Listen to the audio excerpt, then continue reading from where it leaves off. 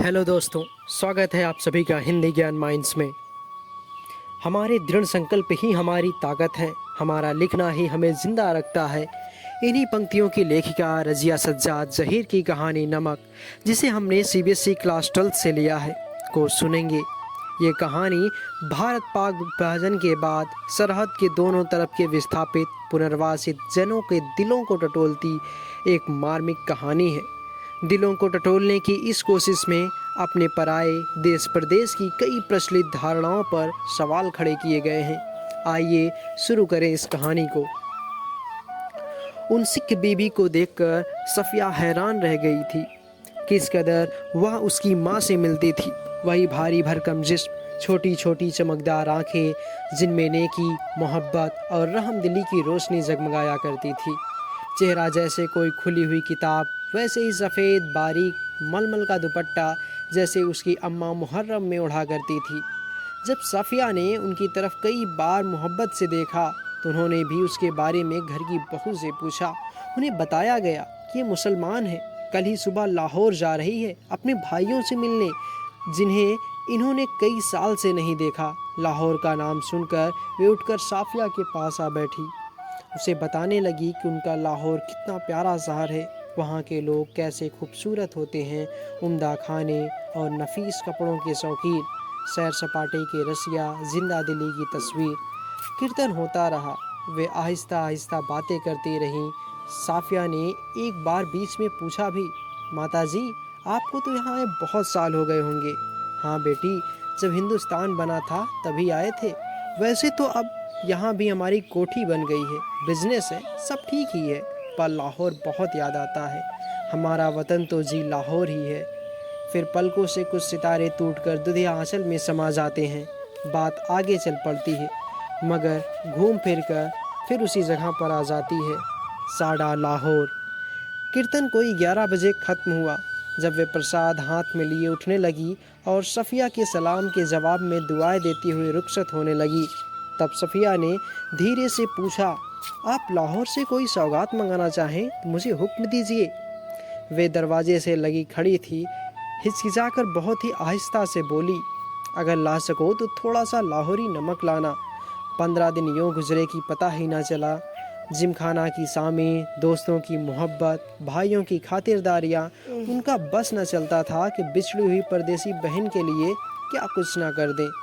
दोस्तों अजीज़ों की यह हालत कि कोई कुछ लिए आ रहा है, कोई कुछ, कहाँ रखें, कैसे पैक करें, क्यों कर ले जाएं, एक समस्या थी। सबसे बड़ी समस्या थी बादामी कागज़ की एक पुड़िया, जिसमें कोई सेर भर लाहौरी नमक था। सफ़िया का भाई एक बहुत बड़ा पुलिस अफसर था। उसने सोचा कि वह ठीक राय दे सकेगा। चुपके से पूछने लगी, क्यों भैया, नमक ले जा सकते हैं? वह हैरान होकर बोला, नमक? नमक तो नहीं ले जा सकते, गैर कानूनी है। और आप नमक का क्या करेंगी? आप लोगों के हिस्से में तो हमसे बहुत ज़्यादा नमक आया है। वह झुंझला गई, मैं हिस्से बखरे की बात नहीं कर रही हूँ। आया होगा, मुझे तो लाहौर का नमक चाहिए, मेरी माँ ने यही मंगवाया है। भाई की समझ में कुछ नहीं आया। माँ का क्यों जिक्र था, वे तो बंटवारे से पहले ही मर चुकी थी। ज़रा नरमी से समझाने के अंदाज में बोला, देखिए बाजी, आपको कस्टम से गुजरना है, और अगर एक भी चीज़ ऐसी वैसी निकल आई तो आपके सामान की चिद्दी चिद्दी बिखेर देंगे। कस्टम वाले, कानून जो। वह बिगड़ कर बोली, निकल आने का क्या मतलब? मैं क्या चोरी से ले जाऊंगी, छिपा के ले जाऊंगी? मैं तो दिखा के, जता के ले जाऊंगी। भाई यहाँ तो आप बहुत ही गलत बात करेंगी। कानून, अरे फिर वही कानून कानून कहे जाते हो। क्या सब कानून हुकूमत के ही होते हैं? कुछ मोहब्बत, मुरव्वत, आदमियत, इंसानियत के नहीं होते? अगर कस्टम वाले, आखिर कस्टम वाले भी इंसान होते हैं, कोई मशीन तो नहीं होते। हाँ, वो मशीन तो नहीं होते, पर मैं आपको यकीन दिलाता हूँ वे शायर भी नहीं होते। उनको तो अपनी ड्यूटी करनी होती है। अरे बाबा, तो मैं कब कह रही हूँ कि वह ड्यूटी ना करें? एक तोहफा है, वह भी चंद पैसों का। शौक से देख लें, कोई सोना चांदी नहीं, स्मगल की हुई चीज़ नहीं, ब्लैक मार्केट का माल नहीं। अब आपसे कौन बहस करे, आप अदीब ठहरी, और सभी अदीबों का दिमाग थोड़ा सा ज़रूर ही घुमा हुआ होता है। वैसे मैं आपको बता देता हूँ कि आप ले नहीं जा पाएंगी, और बदनामी मुफ्त में हम सब की भी होगी। आखिर आप कस्टम वालों को कितना जानती हैं? उसने गुस्से से जवाब दिया, कस्टम वालों को जाने या ना जाने, पर हम इंसानों को थोड़ा ज़रूर जानते हैं। और रही बात दिमाग की, सो सभी लोगों का दिमाग हम अदीबों की तरह घुमा हुआ होता तो यह दुनिया कुछ बेहतर ही जगह होती भैया। मारे गुस्से से उसकी आंखों से आंसू बहने लगे थे। उसका भाई सिर हिलाकर चुप हो गया। अगले रोज़ 2 बजे दिन को उसे रवाना होना था। सुबह के लिए बहुत व्यस्त कार्यक्रम बन चुका था, इसलिए उसे सारी पैकिंग रात को ही करनी थी। कमरे का दरवाज़ा अंदर से बंद करके वह सामान बांधने लगी। इधर उधर फैली हुई चीज़ें धीरे धीरे सिमट कर सूटकेस और बिस्तर बंद में चली गई। सिर्फ 2 चीज़ें रह गई।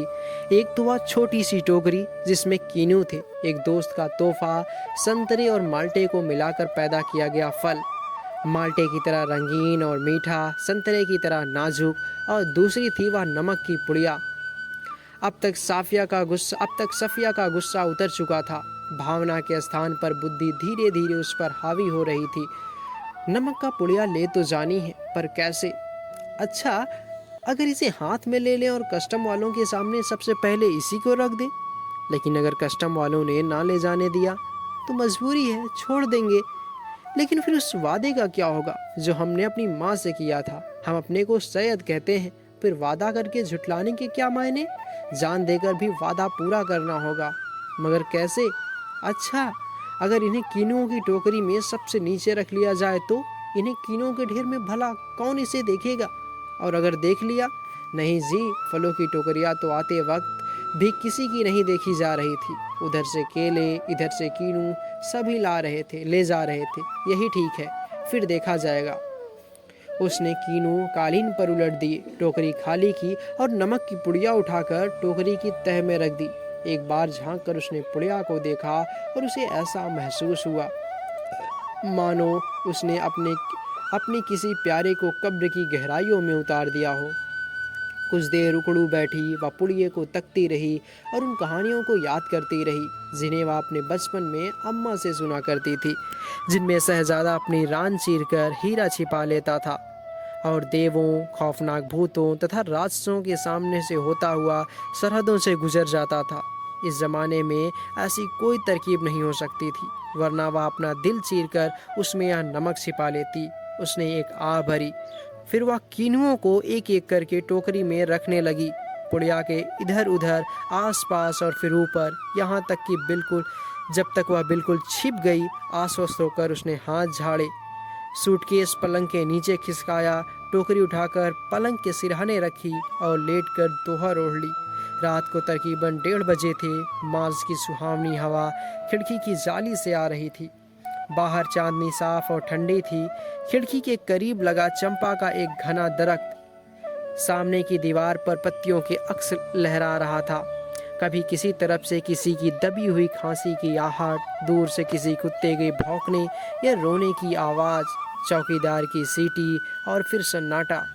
यह पाकिस्तान था। यहाँ उसके 3 सगे भाई थे, बेशुमार चाहने वाले दोस्त थे, बाप की कब्र थे, नन्हे नन्हे भतीजे भतीजियाँ थी जो उससे बड़ी मासूमियत से पूछते, फूफी जान, आप हिंदुस्तान में क्यों रहती हो, जहाँ हम लोग नहीं आ सकते?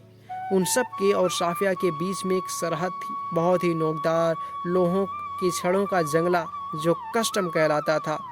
कल वह लाहौर से चली जाएगी, हो सकता है साल भर बाद फिर आए।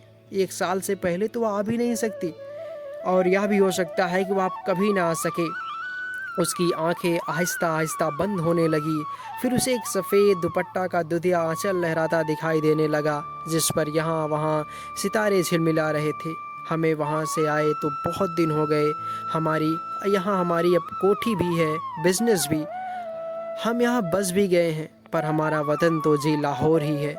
फिर दिखा इकबाल का मकबरा, लाहौर का किला, किले के पीछे डूबते हुए सूरज की नारंगी किरणें, आसपास से फैलता उभरता अंधेरा, उस रंगीन अंधेरे में बहती हुई नरम हवा, उस हवा में रची हुई मौलसरी की खुशबू, और मकबरे की सीढ़ियों पर बैठे हुए 2 इंसान, सिर झुकाए, चुपचाप, उदास, जैसे 2 बेजान परछाइयाँ। तो तुम कल चली जाओगी? हाँ। अब कब आओगी? मालूम नहीं, शायद अगले साल, शायद कभी नहीं। अचानक उसकी आंखें खुल गई। शायद उसने मकबरे की सीढ़ियों के नीचे लगी धूप से एक पत्ती तोड़ी थी जिस पर ठंडी ओस जमनी शुरू हो गई थी। हुआ या था कि नींद में करवट लेते वक्त उसका हाथ कीनुओं से लबालब भरी टोकरी पर जा पड़ा था। रसीले ठंडे कीनू जिनको देते वक्त उसके दोस्त ने कहा था, यह हिंदुस्तान और पाकिस्तान की एकता का मेवा है। साफिया फर्स्ट क्लास के वेटिंग रूम में बैठी थी। दिल्ली तक का किराया उसके भाई ने दिया था। वह हाथ में टिकट दबाए वेटिंग रूम के बाहर प्लेटफॉर्म पर टहल रहा था। वह अंदर बैठी चाय की प्याली हाथ में लिए कीनुओं की टोकरी पर निगाह जमाए यह सोच रही थी, आसपास इधर उधर इतने लोग हैं, लेकिन सिर्फ वही जानती है कि टोकरी के तह में कीनुओं के नीचे नमक की पुड़िया है। जब उसका सामान कस्टम पर जांच के लिए बाहर निकाला जाने लगा तो उसे एक झिरझिरी सी आई और एकदम से उसने फैसला किया कि मोहब्बत का यह तोहफा चोरी से नहीं जाएगा, नमक कस्टम वालों को दिखाएगी। वाह, उसने जल्दी से पुड़िया निकाली और हैंडबैग में रख ली जिसमें उसका पैसों का पर्स और पासपोर्ट आदि थे। जब सामान कस्टम से होकर रेल की तरफ चला तो वह एक कस्टम अफसर की तरफ बढ़ी। ज़्यादातर मेज़ें खाली हो चुकी थी, एक दो पर इक्का दुक्का सामान रखा था। वहीं एक साहब खड़े थे, लंबा कद, दुबला पतला जिस्म, खिचड़ी बाल, आंखों पर ऐनक। वे कस्टम अफसर की वर्दी पहने तो थे मगर उन पर कुछ खास जच नहीं रही थी। सफिया कुछ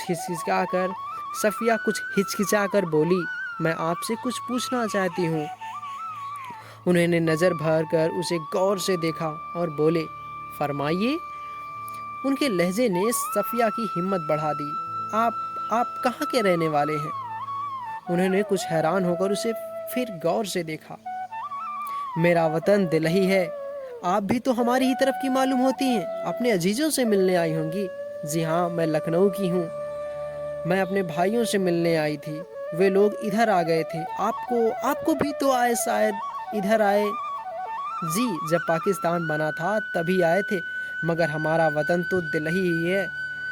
सफिया ने हैंडबैग मेज़ पर रख दिया और नमक की पुड़िया निकाल कर उनके सामने रख दी और फिर आहिस्ता आहिस्ता रुक रुक कर उनको सब कुछ कह सुनाया। उन्होंने पुड़िया को धीरे से अपनी तरफ सरकाना शुरू किया। जब सफिया की बात खत्म हो गई तब उन्होंने पुड़िया को दोनों हाथ से उठाया, अच्छी तरह लपेटा और खुद सफिया के बैग में रख दिया। बैग सफिया को देते हुए बोले, मोहब्बत तो कस्टम से इस तरह गुजर जाती है कि कानून हैरान रह जाता है। वह चलने लगी तो वो भी उठकर खड़े हो गए और कहने लगे, जामा मस्जिद की सीढ़ियों को मेरा सलाम कहिएगा और उन खातून को यह नमक देते वक्त मेरी तरफ से कहिएगा कि लाहौर अभी तक उनका वतन है और दिल्ली मेरा, तो बाकी सब रफ्ता रफ्ता ठीक हो जाएगा। सफिया कस्टम के जंगले से निकलकर दूसरे प्लेटफॉर्म पर आ गई। वे वहीं खड़े रहे। प्लेटफॉर्म पर उसके बहुत से दोस्त, भाई, रिश्तेदार थे। हसरत भरी नज़रों, बहते हुए आंसुओं, ठंडी सांसों और भिजे हुए ओंठों के बीच से काटती हुई रेल सरहद की तरफ बढ़ी। अटारी से पाकिस्तानी पुलिस उतरी, हिंदुस्तानी पुलिस सवार हुई। कुछ समझ में नहीं आता था कि कहाँ से लाहौर ख़त्म हुआ, किस जगह से अमृतसर शुरू हो गया। एक सी ज़मीन थी, एक सी ज़बान, एक सी सूरत और लिबास, एक सा लबो लहजा और अंदाज थे। गालियाँ भी एक ही सी थी जिनसे दोनों बड़े प्यार से एक दूसरे को नवाज रहे थे। बस मुश्किल सिर्फ इतनी थी कि भरी हुई बंदूकें दोनों के हाथ में थी। अमृतसर में कस्टम वाले फर्स्ट क्लास वालों के सामान की जांच उनके डिब्बे के सामने ही कर रहे थे। सफिया का सारा सामान देखा जा चुका था तो वह उस नौजवान कस्टम अफसर की ओर बढ़ी जो बातचीत और सूरत से बंगाली लगते थे। देखिए, मेरे पास नमक है, थोड़ा सा। उसने हैंडबैग खोला और वह पुड़िया उनकी तरफ बढ़ाते हुए, अटकते, झिझकते, हिचकिचाते हुए उनको सब कुछ कह सुनाया। उन्होंने सिर झुका लिया, सुनते रहे और बीच बीच में सुर उठाते, गौर से उसे देखते और फिर सुनने लगते। बात पूरी हो गई तो उन्होंने एक बार फिर सफिया को ऊपर से नीचे तक देखा। धीरे से बोले, इधर आइए ज़रा। चलते चलते उन्होंने एक दूसरे से कहा, इनके सामान का ध्यान रखिएगा। प्लेटफॉर्म के सिरे पर एक कमरा था, वो उसके अंदर घुसे। सफिया दाखिल होने से हिचकिचाई। वे मुस्कुरा कर बोले, आइए आइए ना। जेब से रुमाल निकाल कर उन्होंने कुर्सी को झाड़ा और बोले, बैठिए। सफ़िया ने पुड़िया और बैग को मेज़ पर रख दिया। बाहर की तरफ झांककर उन्होंने एक पुलिस वाले को इशारा किया। सफ़िया के पैर तले की ज़मीन खिसकने लगी। अब क्या होगा? 2 चाय लाओ, अच्छी वाली। पुलिस वाला सफ़िया को घूरता हुआ चला गया। फिर उन्होंने मेज़ की दराज खींची और उसमें अंदर दूर तक हाथ डालकर एक किताब निकाली। किताब को सफ़िया के सामने रखकर उन्होंने उसका पहला सफ़ा खोल दिया। बाई ओर नजरुल इस्लाम की तस्वीर थी। टाइटल वाले सफ़े पर अंग्रेजी के कुछ धुंधले शब्द थे। शमसुल इस्लाम की तरफ से सुनील दासगुप्त को प्यार के साथ, ढाका 1946। तो आप क्या ईस्ट बंगाल के हैं? हाँ, मेरा वतन ढाका है, उन्होंने बड़े फ़क्र से जवाब दिया। तो आप यहाँ कब आए? जब डिवीज़न हुआ था तभी आए, मगर हमारा वतन ढाका है। मैं तो कोई 12-13 साल का था, पर नजरुल और टैगोर को तो हम लोग बचपन से पढ़ते थे। जिस दिन हम रात को यहाँ आ रहे थे उसके ठीक 1 वर्ष पहले सबसे पुराने, मेरे सबसे प्यारे बचपन के दोस्त मुझे यह किताब दी थी। उस दिन मेरी सालगिरह थी। फिर हम कलकत्ता रहे, पढ़े, नौकरी भी मिल गई, पर हम वतन आते जाते थे। वतन? साफिया ने ज़रा हैरान होकर पूछा। मैंने आपसे कहा ना, मेरा वतन ढाका है, उन्होंने ज़रा बुरा मानकर कहा। हाँ हाँ, ठीक है, साफिया जल्दी से बोली। तो पहले तो बस इधर ही कस्टम था, अब उधर भी कुछ गोलमाल हो गया है। उन्होंने चाय की प्याली सफ़िया की तरफ खिसकाई और खुद एक बड़ा सा घूंट भर कर बोले, वैसे तो ढाप कलकत्ता में भी होता है, जैसे नमक यहाँ भी होता है, पर हमारे यहाँ के ढाप की क्या बात। हमारी ज़मीन, हमारे पानी का मज़ा ही कुछ और है। उठते वक्त उन्होंने पुड़िया सफ़िया के बैग में रख दी और खुद उस बैग को उठाकर आगे आगे चलने लगे। सफ़िया ने उनके पीछे चलना शुरू किया। जब सफ़िया अमृतसर के पुल पर चढ़ रही थी तब पुल की सबसे निचली सीढ़ी के पास वे सिर झुकाए चुपचाप खड़े थे। सफ़िया सोचती जा रही थी, किसका वतन कहाँ है, वह जो कस्टम के इस तरफ है या उस तरफ।